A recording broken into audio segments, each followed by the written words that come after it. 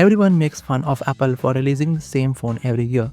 However, starting 2020, they did a crazy experiment.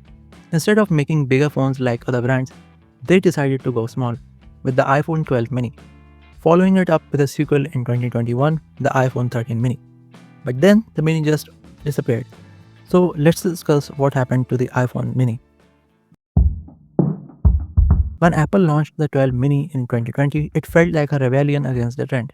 Phones were getting massive, 6.5 inches, 6.7 inches, barely distinct from tablets. And then came the mini.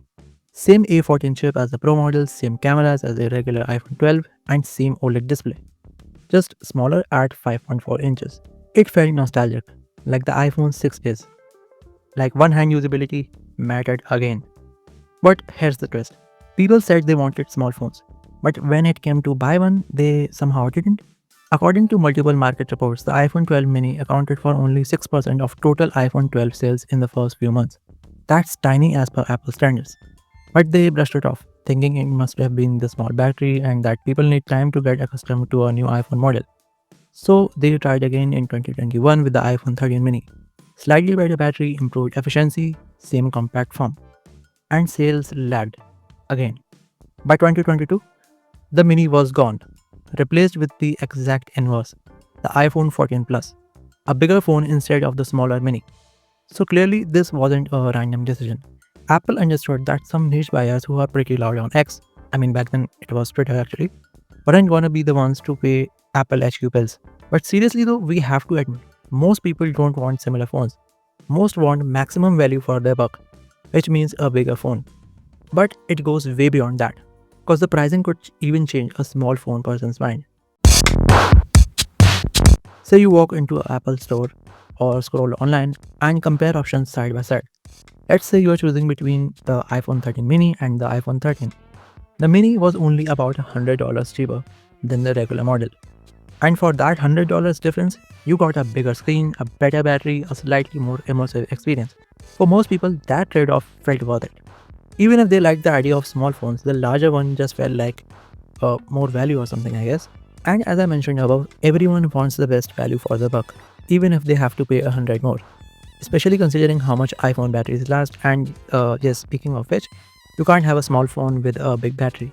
Even though Apple optimized the mini insanely well, it still couldn't match the endurance of the larger models because of its battery. And in 2020 to 2021, usage habits were changing fast, with everyone stuck in their homes. More TikTok, more YouTube, more gaming, more screen time, and when a person's favorite reviewer mentions shorter battery life, they hear this phone is not gonna last till 3 pm. That doubt affects sales. But there's a bigger strategic move happening here as well. If you know Apple, you know they make product and price ladders. Each model has a purpose in pushing you up the pricing ladder. The mini kind of disrupted that ladder. It was small, yes, but it was also very powerful and relatively affordable. And if too many people bought the cheapest model, that lowers average selling price, something Apple cares about deeply. The Pro models bring in the most margin for them, so they didn't want to disrupt the Pros. And when they replaced the mini with the Plus model, it delivered a bigger display and a bigger battery, and most importantly, a bigger price. Apple loves that, obviously, as we know. Now here's the ironic part. The mini wasn't a failure in terms of quality. It was arguably one of the most refined small smartphones ever made. But tech is less about being good and more about being scalable. If 94% of customers choose something else, Apple will follow the 94% and not the passionate 6%. It's cold, but it's visible. And notice something subtle. Apple didn't abandon compact users completely. The regular iPhone models are still relatively manageable compared to the giant Pro Maxes. But the true small flagship category, that experiment seems over. Unless consumer behavior shifts again, which in tech is always possible. The iPhone mini wasn't discontinued because it was discontinued because people say they want small phones, but they buy big ones. Battery matters more than pocketability, screen size beats nostalgia, and Apple follows demand, not sentiment. And that says a lot about where the smartphone market is headed. But here's a question for you. Was the mini ahead of its time, or are small phones behind us now? Let me know in the comments. I'm genuinely curious where you stand on this. And if you enjoyed the deep dive into the small iPhone, you'll definitely like my deep dive into the thin iPhone, the new Air. Unintended, watch now.